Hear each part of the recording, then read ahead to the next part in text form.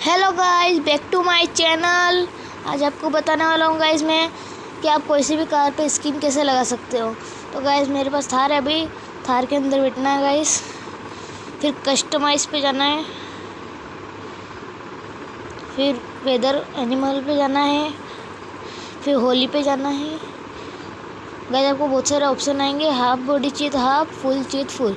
मेरे को full body चाहिए गाइस, इसलिए फुल पे जाऊँगा। तो गाइस पहले ये आएगा, उसके नीचे चेंज व्हीकल कलर आएगा, तो मैं यहाँ से कर सकता हूँ।